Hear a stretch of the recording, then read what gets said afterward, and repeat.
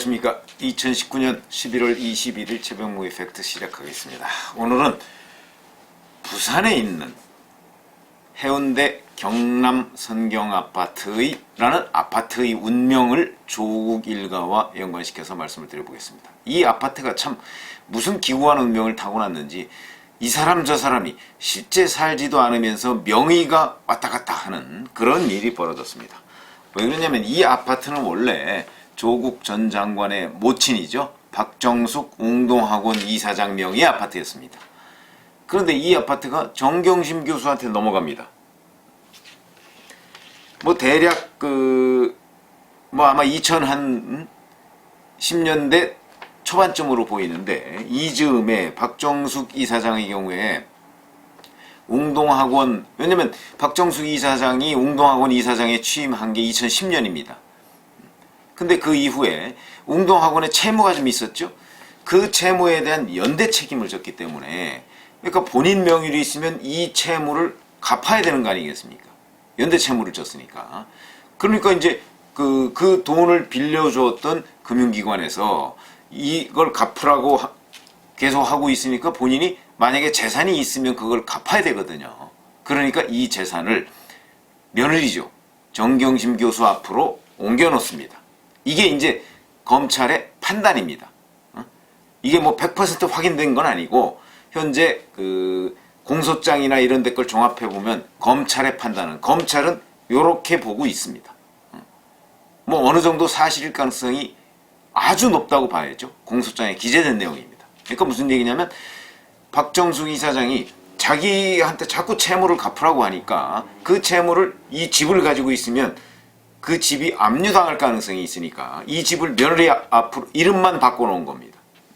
근데 이 아파트가 2017년 11월에 다시 또 정경심 교수 명의에서 조국 전 장관의 동생의 부인, 지금 이제 위장이혼으로 검찰이 결론을 냈습니다만, 그러니까 법률상으로 보면 전 부인 앞으로 또 명의 이전이 됩니다. 그러니까 박정숙 이사장에서 정경심 교수, 그 다음에 조국 전 장관 부인, 동생 부인, 이렇게 명의가 갔는데 실질적으로 그럼 이 아파트에 누가 살고 있었느냐? 이 조국 전 장관의 부인이 살고 있었던 겁니다. 그러니까 무슨 얘기냐면 명의상으로 자기 명의죠. 자기 명의인데 거기에 본인이 살았지만 실질적으로 자기 집은 아닌, 이런 거죠. 이게 이제 명의신탁이라고 하는데, 명의신탁은 명의만 신탁 맡겨놨다 이거죠. 이게 이제 법률상으로 본다면 2014년 12월에 정경심 교수가 2억 7천만 원의 전세를 드는데, 근데 요 같은 날에 조국 전 장관의 동생의 이 부인, 전 부인이라고 하는 이 사람이 해운대 우성 빌라를 똑같이 같은 날 2억 7천만 원에 매입합니다. 정경심 교수가 2014년 12월 달 한 건 전세로 그 아파트를 내놨던 것이죠. 내놓은 날 조국 전 장관 부인이 우성빌라라는 데를 2억씩 같은 가격에 같은 날에 매입을 합니다. 그럼 이 돈도 결국 정경심 교수 돈 아니냐, 이제 이렇게 의심을 살 수가 있는 것이고, 그리고 나서 이제 조국 전 장관 부인이, 전 장관 참 자꾸 헷갈리는데 동생 부인이 2017년 11월에 요 지금 문제의 해운대 경남 선경 아파트를 3억 9천만 원에 매입을 합니다. 매입을 한 것으로 돼 있습니다. 문서상. 그러나 실제 매입이 아니고 그냥 명의만 이전해 놓은 걸로 검찰은 판단하고 있는 것이죠. 이에 대해서 이제 조국 전 장관 부인, 동생 부인은 위장매매가 아니다. 그리고 위장이혼도 아니다. 그래서 내가 전세로 해운대 다른 곳에 전세로 살았었는데 이 전세값이 막 올라가고, 그래서 해운대 경남 선경 아파트는 전세값이 싸니까 이 전세 살던 걸 빼서 거기다 돈을 좀 얹어서 이 해운대 경남 선경 아파트를 산 것이다. 내가 산 것이다. 명의신탁이 아니다. 이렇게 지금 주장을 하고 있죠. 그러나 검찰은 그게 아니고 명의신탁이다. 이렇게 보고 있는데, 그러니까 첫 번째로 박정수 이사장이 정경심 며느리한테 명의신탁을 했던 것은 본인한테 있는 빚을 피하기 위해서, 빚으로 인한 가압류 같은 것을 피하기 위해서 며느리한테 명의만 옮겨놓은 것이고, 그 다음에 두 번째 정경심 교수가 조국 전 장관 동생의 부인한테 명의를 옮겨놓은 것은 이 당시 2017년 11월이니까 조국 전 장관이 대통령 민정수석 비서관 시절입니다. 그러니까 그 당시에 기억나시죠? 그 부동산 여러 채 가진 고위공직자 팔아라 이렇게 얘기했습니다. 팔아라 여러 채. 이때 이제 2017년 5월 달에 문재인 정부가 출범한 이후에 이제 재산 등록을 하지 않았겠습니까? 그래서 공개된 이후에 여러 가지 부동산 정책을 폈는데 그때 보니까 청와대에 있는 많은 사람이 사실은 집을 여러 채 갖고 있는 것으로 그렇게 판명이 돼서 이제 온갖 비판을 받았습니다. 그래서 팔아라 이런 얘기를 하니까 거기에 몰려서 이제 팔질 않고 그냥 명의만 옮겨놨다는 이런 얘기죠. 그래서 두 차례 명의 신탁이 됐던 겁니다. 그리고 실제 사는 거는 그러니까 법률상 자기 명의로 돼 있는 해운대 경남 성경 아파트에는 조국 전 장관 동생의 부인이 살고, 근데 여기에 본인만 사는 게 아니고 검찰의 판단은 그 이혼했다는 남편, 그러니까 조국 전 장관의 동생이죠. 이 부부가 여기서 같이 살았다는 거 아닙니까? 이런 점을 가지고 검찰이 위장이혼이다. 왜냐하면 이혼했다는 사람이, 이혼했다는 사람이 이제 시댁 일가하고 적어도 법률상으로 무슨 그 부동산 거래를 여러 차례 했습니다. 그리고 그 아파트에 이혼했다는 그 남편하고 같이 살고, 그래서 실제 이 해운대 경남 성경 아파트 이 문제가 조국 전 장관 문제가 불거질 때부터 그 이웃 주민들이 그런 얘기를 했었죠. 아니 그 사람들 아이 손잡고 거기서 여러 차례 목격했다 같이. 그래서 그때부터 이미 위장이혼이 아니냐 이런 얘기가 이제 주변에서부터 흘러나왔고, 그래서 이번에 검찰이 조사를 해보니까 이렇게 돈이 흘러가고 명의신탁을 두 번씩이나 이렇게 옮겨가면서 했는데 알고 보니까 위장이혼이다 이렇게 판단을 한 겁니다. 본인들은 다 부인하고 있지만, 그러나 돈이라는 건 이제 돈의 흐름이 있을 거 아니겠습니까? 예를 들어서 2017년 11월 달에 정말 3억 9천만 원의 조국 전 장관의 동생 부인이 이 아파트를 정경심 교수로부터 샀다면 그 샀다는 돈의 흐름이 있을 것입니다. 아마 검찰이 공소장에 적어도 이게 명의신탁이다 이렇게 적었을 정도면 이 부분을 확인했을 것입니다. 만약에 실제 돈이 조국 전 장관 조국 동생의 부인으로부터 정경심 교수한테 흘러간 정황이 발견이 됐다면, 그리고 조국 동생의 부인이 만약에 정말 이렇게 주장한다고 한다면 자기가 입증을 하면 되지 않습니까? 돈을 뭐 현금으로 싸들고 가서 준 건 아닐 테니까 계좌 이체나 뭐 이런 걸로 했을 테니까 그걸 입증하면, 만약 입증했다면 검찰이 이거 명의신탁이다 이렇게 판단을 저는 안 했을 거라고 보거든요. 근데 이렇게 판단을 한 것으로 봐서는 실제 돈이 오간 정황은 없는 것 아닌가. 그렇다면 명백히 명의신탁이다.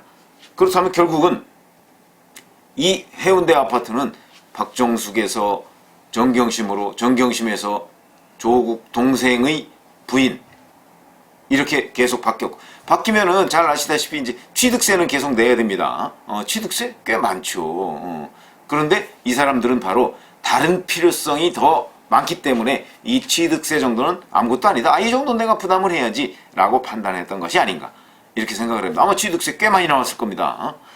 그러니까 그렇게 하고서도 우선 박정수 이사장의 경우에는 본인이 잘못하면 압류당해서 자기 재산을 빼앗길 가능성도 있으니까 그 부분을 미리 피하기 위해서 이제 명의신탁을 한 것이고, 정경심 교수는 이제 다주택자에 대한 압박이 계속 들어오니까, 남편이 이제 민정수석이었기 때문에 그런 압박이 들어오니까 그거를 명의를 바꿔놓으면 다주택자에서 피할 수 있는 게 되지 않습니까? 그런 어떤 도덕적인 비난을 피하기 위해서 결국은 명의신탁이라는 불법행위를 저지른 것이죠.